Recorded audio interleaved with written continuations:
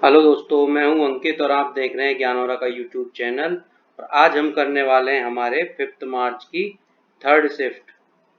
हम 5 मार्च की फर्स्ट और सेकंड शिफ्ट पहले डिस्कस कर चुके हैं और 4 मार्च और 3 मार्च की हम 6 शिफ्ट पहले डिस्कस कर चुके हैं। उन सभी के वीडियो प्लेलिस्ट में चैनल पर अवेलेबल हैं। आपने अगर वो नहीं देखे हैं तो आप उनको वहाँ प्लेलिस्ट में जाकर देख सकते हैं।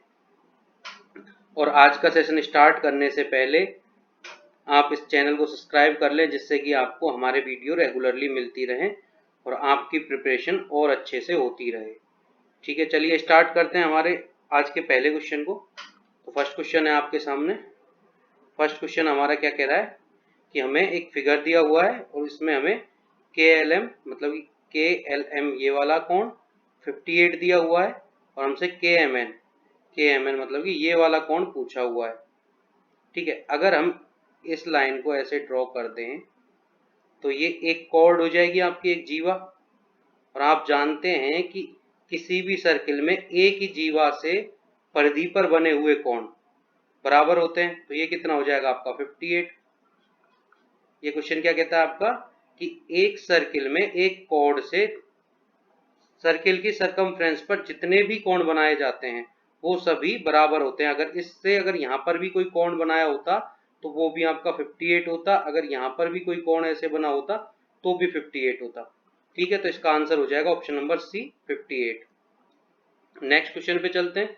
नेक्स्ट क्वेश्चन हमारा है हमें x -1/x की वैल्यू दी हुई है और हमें इसकी वैल्यू ज्ञात करनी है। ठीक है, जब अगर इसकी वैल्यू दी हुई हो तो हमारा क्या होता है, अगर x -1/x हमारा a है तो x³ हमारा क्या होता है a³ प्लस 3 इंटू a। ठीक है, तो यहाँ पे क्या करेंगे हम, इसका क्यूब कितना होता है 11 का क्यूब होता है आपका 1331 और 3 इंटू a कितना है आपका 11। तो ये क्या हो गया 11 आ गया। तो आपका यहाँ से क्या निकल के आ जाता है, सॉरी ये आ गया 33। ठीक है, तो यहाँ से आपका ये क्या आता है 1364 आ जाता है यहाँ आपका option number C answer. Next question पे चलते हैं। नेक्स्ट क्वेश्चन हमारा कह रहा है कि दो स्टेशन ए और बी के बीच की दूरी 428, मतलब एक स्टेशन ये रहा, एक स्टेशन ये रहा, ए और बी, इन दोनों के बीच की दूरी आपकी 428 किलोमीटर है। ठीक है, एक ट्रेन स्टेशन ए से सुबह 6 बजे, मतलब एक ट्रेन स्टेशन ए से सुबह 6 बजे चलती है। ठीक है, सुबह 6 बजे होती है और इसकी 48 किलोमीटर प्रति घंटे की रफ्तार से चलती है। तो इसकी स्पीड हो गई 48 किलोमीटर पर आवर। ठीक है, स्टेशन बी की ओर मतलब इधर की ओर चलती है। अन्य ट्रेन 6:20 पर स्टेशन बी से शुरू होती है, यहाँ से शुरू होती है 6:20 पर। ठीक है, से शुरू होती है और 55 किलोमीटर प्रति घंटे की रफ्तार से ए की ओर बढ़ती है। मतलब ये इसकी इधर की साइड ए की साइड जाएगी 55 किलोमीटर पर आवर से। ठीक है, तो आगे कहता है कि ट्रेनें किस समय मिलेंगी। तो इस क्वेश्चन को देखें हम तो ये कितने टाइम पहले चली है इससे, ये 20 मिनट पहले चली थी। ठीक है, 20 मिनट पहले चली थी, मतलब कि 20 मिनट में कितनी डिस्टेंस कवर करेगी, 60 मिनट में ये आपकी 48 करती है, तो 20 मिनट में कितनी कर लेगी, 20 मिनट में 16 किलोमीटर कर लेगी। ठीक है, तो 16 किलोमीटर। अब यहाँ पर ये कितने 6:20 हो गए, इसको 6:20 पर ये इस पॉइंट पर है और ये इस पॉइंट पर है। तो यहाँ से यहाँ के बीच की दूरी कितनी हो जाएगी आपकी, इस 428 में से आप 16 घटाओगे तो कितना आ जाएगा आपका, 428 में 16 घटाएंगे तो हमारा आता है 412। तो अब इनके बीच में दूरी है 412 और ये एक दूसरे की ओर चल रहे हैं, तो इन दोनों की जो स्पीड है वो प्लस हो जाएगी। ठीक है, 55 प्लस 48, तो ये कितना हो जाता है आपका 412/103। तो आपका क्या आंसर आएगा, आंसर आ जाएगा आपका 4 घंटे। मतलब कि 6:20 के बाद 4 घंटे बाद ये दोनों मिल जाएंगी। तो 6:20 में अगर आप 4 घंटे जोड़ दें तो हमारे कितने बज जाएंगे, 10:20 पर ये दोनों ट्रेनें मिलेंगी। ऑप्शन नंबर डी आपका आंसर हो जाएगा। नेक्स्ट क्वेश्चन पे चलते हैं। नेक्स्ट क्वेश्चन है सुनीता, अमित और विभा। सुनीता, अमित और विभा, ठीक है, इनके अनुपात है 2:3:1। 4। अगर विभाग को 14,416 मतलब इसको 4 बराबर अगर आपका 14,416 है तो आपका 1 बराबर कितना हो जाएगा? 1 बराबर हो जाएगा आपका, ये कितने से घटेगा? 3604। 1 बराबर ये आ जाएगा आपका। और आपसे पूछा क्या है कि कुल राशि कितनी है? कुल राशि कितनी हो गई? टोटल कितनी है? 3 2 5 और 4 9। तो 9 यूनिट बराबर क्या आ जाएगी आपकी? 9 यूनिट बराबर 9 इंटू 3604। ठीक है, इसे हम करेंगे तो हमारा क्या आता है? 32,436। ऑप्शन नंबर बी आपका आंसर हो जाता है। नेक्स्ट क्वेश्चन पे चलते हैं। नेक्स्ट क्वेश्चन देखिए, हमें ये क्या दिख रहा है इसमें, इसकी हमें वैल्यू निकालनी है। तो इस क्वेश्चन में हमें क्या दिखता है कि आपको यहाँ पे दिखता है कि ए स्क्वायर माइनस बी स्क्वायर का ये फॉर्मूला बन रहा है, ए प्लस बी और ए माइनस बी वाला। ठीक है, तो देखो कैसे बन रहा है। आपका ये ए है, नीचे लिख देता हूँ, ए तो एक अकेला हो जाएगा। फिर यहां से क्या है, ये प्लस बी प्लस सी माइनस डी, ये आपका पूरा हम बी है। ठीक है, इसमें देखें तो ये क्या बन रहा है आपका? ये बन रहा है आपका ए, माइनस बाहर आ गया तो ये क्या हो गया? बी प्लस सी माइनस डी हो गया ना, ये आपका बी। तो इन दोनों को अगर हम जोड़ेंगे, अगर पहले पार्ट में हमें ये दोनों जोड़ने, तो ये दोनों जोड़ेंगे तो इसमें से ये पूरा पार्ट कट जाएगा तो हमारे पास 2a आएगा। ठीक है, और अंदर क्या मिलेगा हमको? दूसरे वाले पार्ट में अगर इसे माइनस करेंगे हम तो हमारा जो a है वो कट जाएगा, तो हमारा बचा कुचा क्या मिलेगा हमें? 2b plus 2c minus 2d। तो यहां से हमारा क्या निकल के आ जाता है? 4a इंटू बी प्लस सी माइनस डी, जो कि आपका ऑप्शन नंबर बी है आंसर। नेक्स्ट क्वेश्चन पे चलते हैं। नेक्स्ट यहाँ पे आपका क्वेश्चन क्या कहता है? क्वेश्चन आपका कह रहा है कि डीई समांतर है बीसी के, डीई समांतर है बीसी के। ठीक है, डीबी आपकी क्या है? डीबी 3.5 और एडी आपकी 2.5, ये 2.5 है। ईसी आपकी 4.2 है। ये एई हमें क्या फाइंड करना है यहाँ पे? एसी का माप। तो पहले एई फाइंड करनी पड़ेगी। एई फाइंड कैसे करेंगे हम? AD upon DB is equal to AE upon EC. AD क्या है हमारे पास? 2.5 upon 3.5 is equal to AE क्या हो गई? एई हमारी एई है और ईसी क्या हो गई हमारी? 4.2। तो ये इससे कितनी बार गया? 7 से 0.5 बार। ये गएगा कितनी बार आपका? 7×42 0.6 बार। ठीक है, ये पॉइंट से पॉइंट हम हटा लेते हैं अभी। तो ये 5 से कितनी बार जाएगा? 0.5 बार। तो इनटू करेंगे, ए क्या आ जाती है यहाँ से आपकी निकल के? 3। ठीक है, तो ये क्या पूछ रहा है? पूरी एसी आपको। तो ये 3 आ गई, तो ये पूरी कितनी हो गई? 3 + 4.2 कितनी होगी आपकी? 7.2। तो एसी आपकी आ जाती है ऑप्शन नंबर ए 7.2। ठीक है, नेक्स्ट क्वेश्चन पे चलते हैं। नेक्स्ट क्वेश्चन है हमारा, ये कह रहा है कि विज्ञान के अलावा अन्य संकायों में अध्ययन करने वाले छात्रों का प्रतिशत। मतलब कि अगर हम साइंस को छोड़ दें तो बाकी जो ये 3 हैं इन सभी का टोटल से परसेंट पूछ रहा है। तो इन सभी को जोड़ते हैं तो ये कितने आएंगे? साइंस के हो गए 50, ये कितने हो जाएंगे आपके? 783, सॉरी ये तो 73, ये हो जाएंगे आपके 73, ये हो जाएंगे आपके 84, ये हो गए आपके 43। ठीक है, टोटल को अगर हम जोड़ें तो ये कितना आ जाएगा? ये आ जाएगा 3 4 7 3 10, ये हो गया, ये आएगा आपका 250 टोटल। और इन तीनों का क्या आएगा हमारा? तीनों का आएगा 200। अब ये कह रहा है कि 200 250 का कितने प्रतिशत है? तो 200 250 का कितने प्रतिशत हो गया आपका? कितने प्रतिशत हो गया यहाँ से? 25 चौके 100, 80%। ठीक है, जो कि ऑप्शन नंबर ए आपका आंसर है। अब नेक्स्ट क्वेश्चन पर चलते हैं। नेक्स्ट क्वेश्चन है हमारा, ये है एक वर्ग का परिमाप 64 है, मतलब कि 4a बराबर हमारा 64 है। ठीक है, तो इसका क्षेत्रफल निकालना है हमें, ए स्क्वायर का मान निकालना है। ये कितना हो गया हमारा? 16। ए आ गया हमारा 16, तो ए स्क्वायर क्या हो जाएगा हमारा? ए स्क्वायर हो जाएगा 256। ठीक है, option number B answer. Next question पे चलते हैं। नेक्स्ट क्वेश्चन है हमारा, एक त्रिभुज के कोणों का अनुपात ये है। तो कोणों का अनुपात ये है, तो सबसे छोटे कोण का, मतलब कि 2 और 3 5 और 4 9 9 बराबर आपका 180 डिग्री है। 9 यूनिट बराबर 180 डिग्री है। आपसे पूछा है 2 यूनिट, तो 2 यूनिट क्या हो जाएगा आपका यहाँ से, 2 यूनिट हो जाएगा 180 अपॉन 9 इंटू 2, ये क्या हो गया आपका 20। तो ये कितना निकल के आ गया 40 डिग्री। ऑप्शन नंबर सी आपका आंसर। हम नेक्स्ट क्वेश्चन पे चलते हैं। नेक्स्ट क्वेश्चन आपका डीआई से, ये क्या कह रहा है आपसे, कितने कर्मचारियों को सभी कर्मचारियों के द्वारा प्राप्त की गई औसत बकाया राशि की तुलना में अधिक बकाया राशि मिली है। तो बकाया राशि क्या है आपकी, एरियर, ये रही आपकी, ठीक है। तो इन सभी का ये एवरेज निकालने को बोल रहा है और फिर उस एवरेज से इन्हीं में कितने ज्यादा संख्याएं हैं वो देखना है हमें। तो इनका टोटल कितना हो जाता है हमारा, टोटल हो गया ये कितना हो गया आपका 5 4 9 और 1 10, 10,000 ये हो गए, 10 4 14 और 3 17, 17 18 500।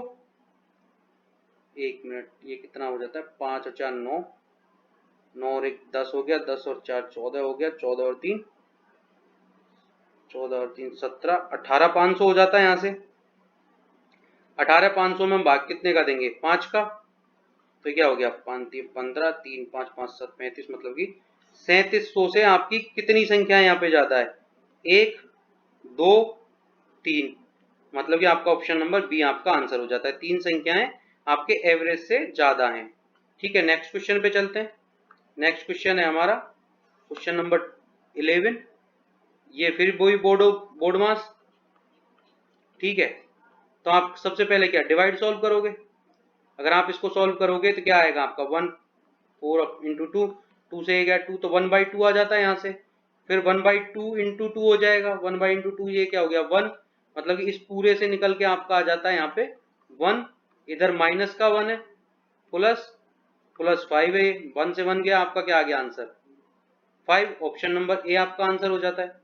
नेक्स्ट क्वेश्चन, आपका क्वेश्चन क्या कहता है, आपका क्वेश्चन कह रहा है कि 8 दिन में 16 आदमी एक काम को पूरा करते हैं, मतलब कि 8 दिन और 16 मैन इज इक्वल टू क्या हो जाएगा आपका 8 पुरुष और 9 महिलाएं, मतलब कि 8 मैन और 9 वुमेन हो गई आपकी। ये इसको 10 दिन में पूरा करते हैं, ठीक है। तो ये 2 से गया 4 बार और ये गया 5 बार, तो यहाँ से क्या आ जाता है 64 man is equal to 40 man plus 45 women हो गया। तो ये इधर आ जाएंगे, मतलब 24 man is equal to 45 women हो जाएगा। इसे फिर से काट लेंगे 3 से, तो ये क्या आ जाएगा 3 8 मैन और ये 15 वुमेन, मतलब कि 8 मैन आपके 15 वुमेन के बराबर हैं, 8 आदमी आपकी 15 महिलाओं के बराबर हैं। तो टोटल वर्क कितना आ गया, टोटल वर्क आ जाता है आपका यहाँ से निकल के, टोटल वर्क आएगा 8 इंटू 16 मैन थे आपके पास, तो इनको वुमेन में कन्वर्ट करेंगे हम, तो 8 दूनी 16 हो रहा है, तो इसका भी दुगुना होगा तो 30 वुमेन हो जाएंगी। तो 30 वुमेन, तो आपका टोटल वर्क कितना है 240, ठीक है। अब आपके पास क्या है कि 240 बराबर क्या आएगा आपका कि 20 महिलाएं कितने दिनों में, मतलब कि 20 महिलाएं x दिनों में काम को पूरा कर लेंगी। 20 से कितनी बार कट जाएगा आपका 12 बार, तो x आपका आ जाता है 12, मतलब कि 20 महिलाएं 12 दिन में आपका काम पूरा कर देंगी। ऑप्शन नंबर ए आपका आंसर। नेक्स्ट क्वेश्चन पे चलते हैं। नेक्स्ट क्वेश्चन हमारा कह रहा है हमें इसका मान ज्ञात करना है। तो आपका 1060 क्या होता है, 1060 होता है आपका √3, तो √3 का स्क्वायर क्या हो जाएगा 3 अंडर रूट में, प्लस sin 90 क्या होता है आपका 1 और ये 2 इंटू 1045 क्या होता है आपका 1, तो ये अंडर रूट में 4 था और ये 2 इंटू 1 हो गया तो 2 हो गया, ये 2 - 2 0 आ जाता है आपका आंसर।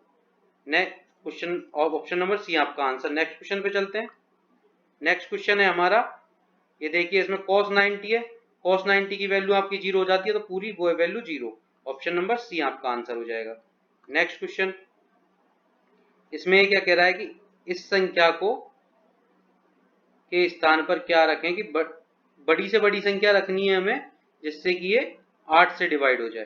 तो ये क्या है 48x, ये 8 का रूल क्या है कि लास्ट के 3 डिजिट में अगर आपका 8 का भाग जा रहा है तो वो पूरी संख्या 8 से डिविजिबल होगी, यही है रूल आपका।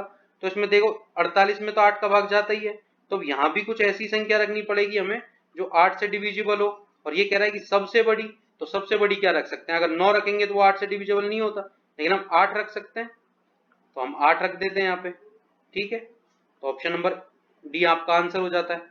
नेक्स्ट क्वेश्चन पे चलते हैं। नेक्स्ट क्वेश्चन ये कह रहा है कि सीआई पर एक निश्चित राशि 3 साल में इतनी और 4 साल में इतनी हो जाती है, तो प्रति वर्ष ब्याज की दर निकालनी है आपको। तो आपको 1 साल का सीआई कितना आया है? 73205 माइनस 6665550। तो यहाँ से ये क्या आता है आपका? यहाँ से आपका निकल के आएगा क्या? ये आ जाता है 6655 आ जाता है। अब ये यही कह रहा है कि 6655 इसका कितने प्रतिशत है, मतलब कि 6655 आपके 66550 का कितने प्रतिशत है। तो इससे ये गया 10 बार, ये हो गया 1, तो ये हो गया 10% आपका। ऑप्शन नंबर ए आपका आंसर हो जाता है। समझ में आया? क्योंकि हमें 3 साल का और 4 साल का मतलब कि डिफरेंस हमारे पास एक ही साल है, तो इसमें से हम इसे निकाल देंगे।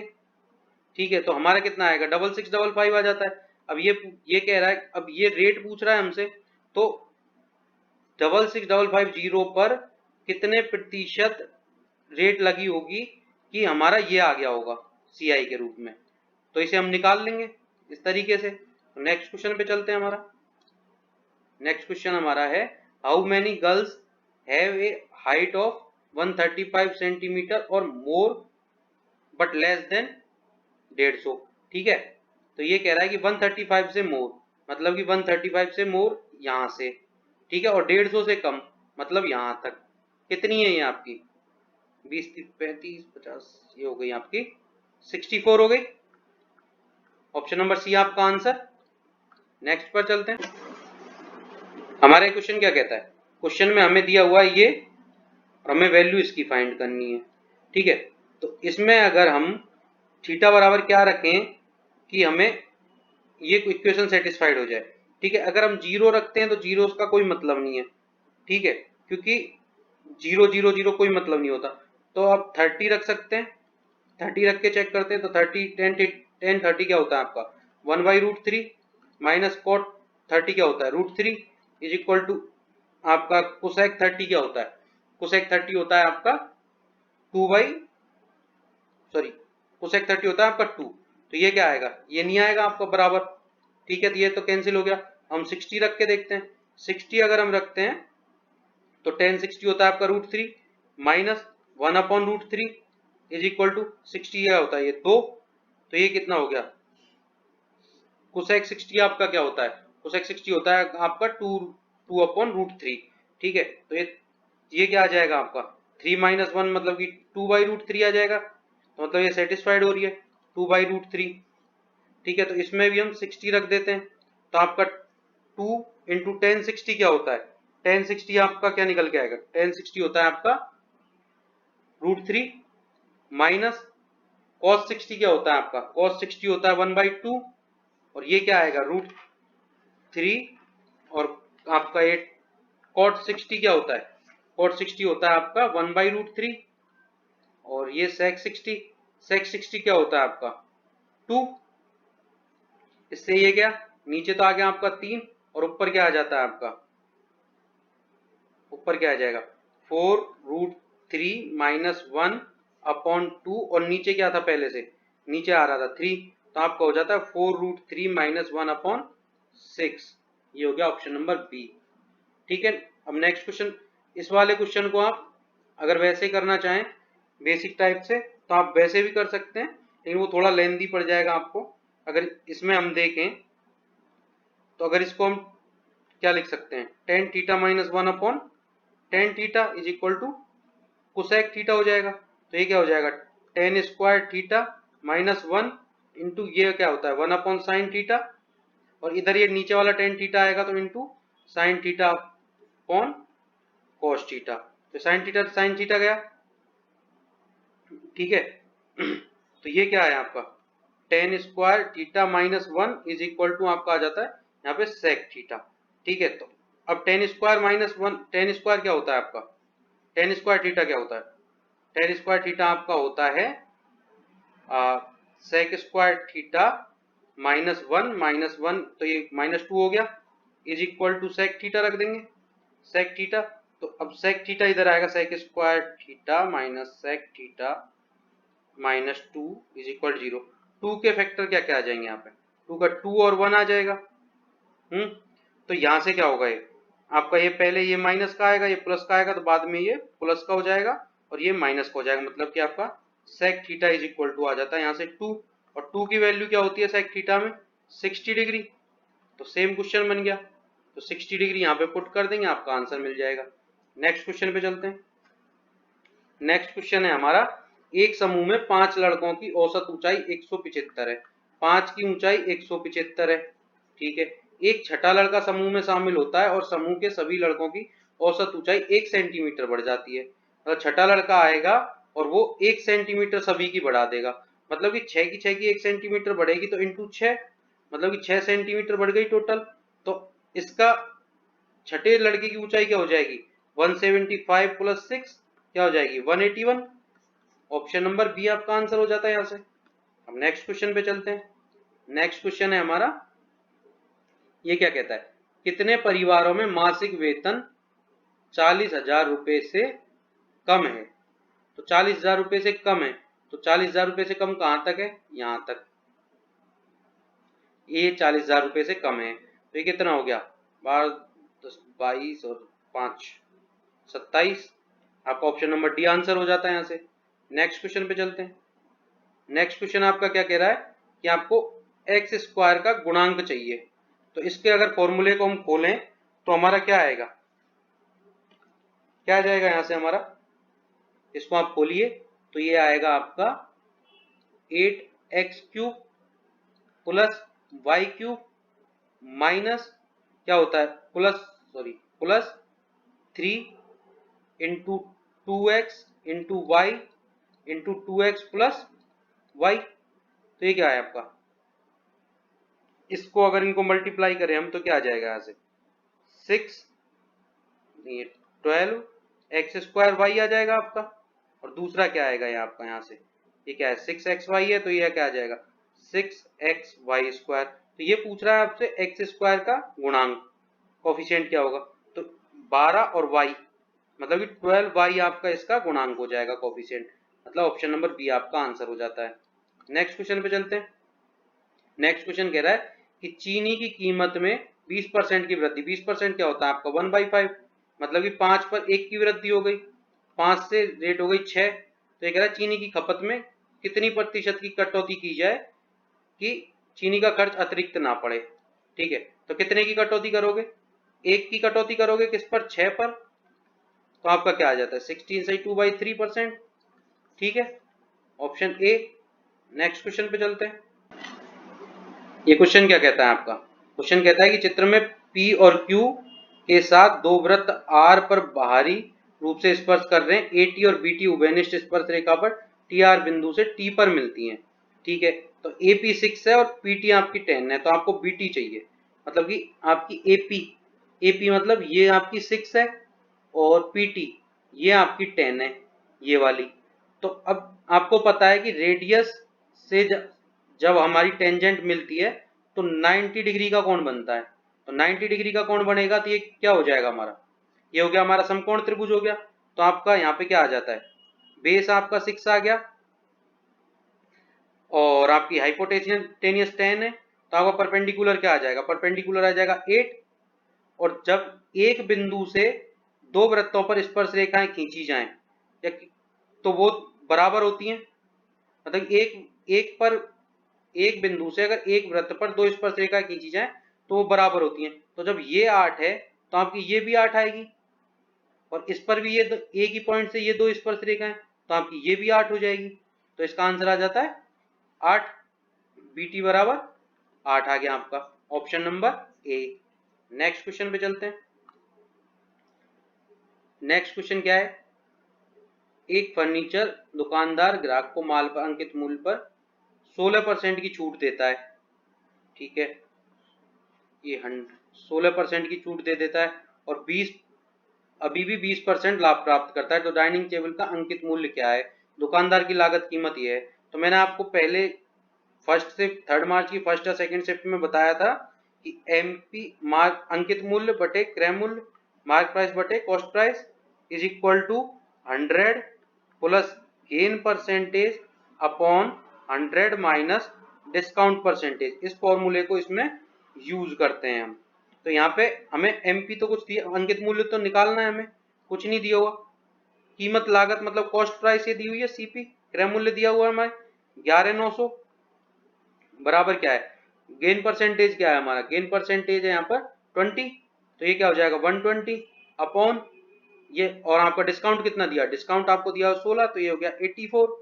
तो 84 से अगर हम काटें तो 84 से हम किसे काटेंगे, हम इसे काट लेते हैं, कितनी बार जाएगा ये हम 4 से काट लेते हैं 30, 4 से 2, और ये कितनी बार हो गया 2 1, फिर 7 से काटते हैं, 7 से 3 बार, ये 7 से चला जाएगा 7 1 7 7 49 1700 बार गया, और ये 3 से 10 बार चल जाएगा।